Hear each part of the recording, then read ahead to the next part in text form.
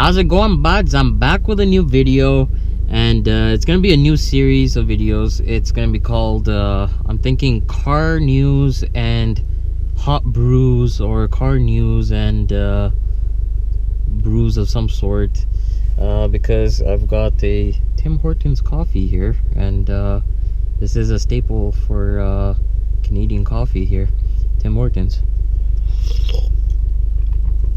Cheers. All right, let's get moving here.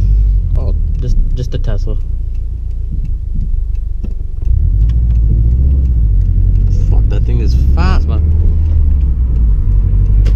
Yo, that guy's gone. All right, so first thing in the news, the new Mercedes-Benz E63 AMG apparently is only gonna come in an all-wheel drive format. Now, AMGs are known for being rear-wheel drive monsters with a lot of horsepower, and mainly known for having a lot of fun skidding around and stuff like that, right?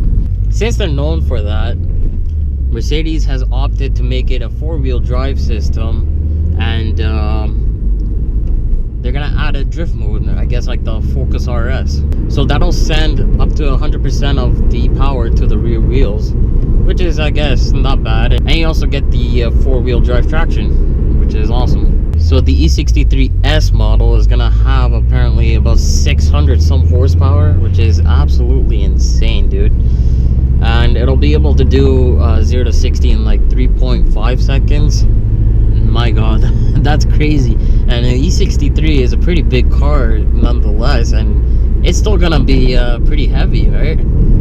So to get that much weight moving that fast, that's pretty credible. The engine is now going to be a 4-liter V8 twin turbo, which they already use in the C63. So you might be asking why are they only going four-wheel drive here?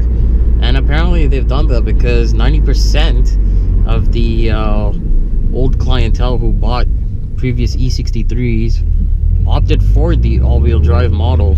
Alright, so next in the news, we're talking about the new Supra that's coming out.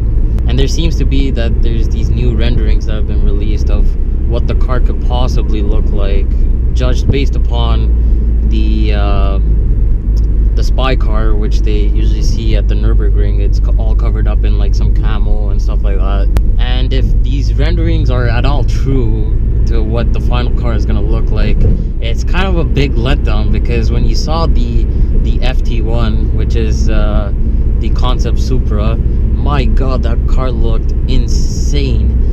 Being a car fan, and especially a fan of like 90s JDM cars, it was awesome to see that, hey man, they're bringing the Supra back and they're doing it right. So I mean, obviously concept cars are never what the final car is going to look like. It always looks way different, but yeah, it's kind of killed the hype for me a little bit. So also, if you haven't known, the next Supra is rumored to have a 6-cylinder, most likely an inline 6 turbocharged engine. And also the whole project is actually going to be a joint venture with BMW, which is kind of I don't know, it's a kind of a letdown actually. This was Toyota's chance to bring car enthusiasts back to Toyota and repping their brand. And hearing that it's gonna be inline 6 turbo engines, who makes inline 6 turbo engines? BMW. It's literally in almost every one of their cars. 335, M3, M4, like most likely the engine is gonna be a BMW engine. And it's not to say that BMW doesn't make good engines. They make awesome engines. It's just that when you're talking about an icon like the Supra, I feel that it should have been a Toyota produced engine. And I'm also hypothesizing that it's going to be a BMW engine, because if you look at the GT86, Toyota's FRS or whatever, which is the newer version of the AE86, it's that had a Subaru Boxer engine in it. So most likely they're not going to be doing the engines themselves. If anything, they'll do some chassis work or cheap parts here and there, which is a really big letdown for such a big icon like the Supra. Let me know what you guys think. This kind of really hurt me. Next in the news, we're talking Mustangs, the fucking ponies. These ponies over here. No, Mustangs are awesome cars. So it's gonna be the GT350 and the GT350 R. Supposedly in the next 2 years we'll be coming out with transmissions.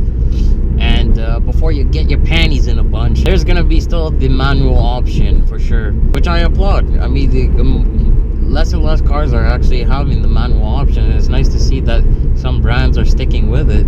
But that's actually going to be really interesting to see a stripped out race car already, and you're going to throw a dual clutch in there. I don't know what kind of dual clutch they're going to use, since I'm not sure if Ford uses any right now, but it's going to be interesting to see nonetheless.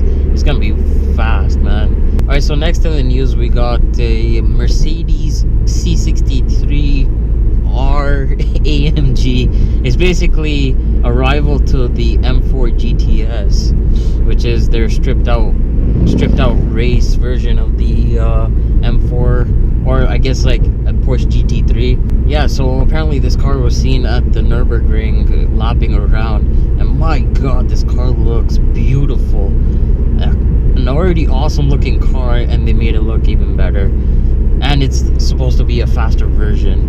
So it's supposedly supposed to have around 500 some horsepower from that 4-liter twin turbo engine that I was talking about earlier, and it's supposed to be a rival to the M4 GTS, which already laps the Nürburgring in about 7 minutes 28 seconds. My god, apparently that's the same time that the Porsche Carrera GT lapped the Nürburgring in, which is crazy to see how far we've come in terms of technology and vehicles.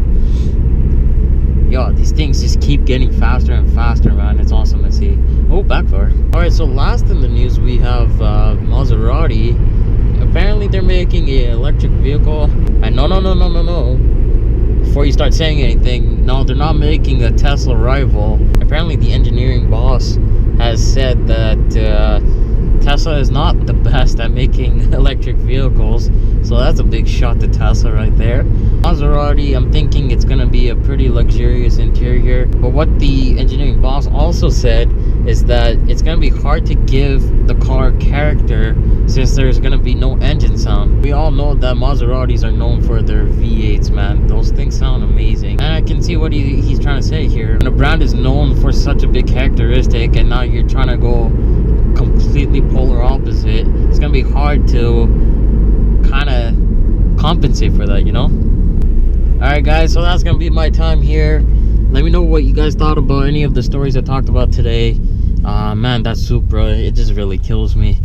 Alright, so let me know guys down below, comment down below, subscribe, like, do all that jazz. I'll see you guys in the next one.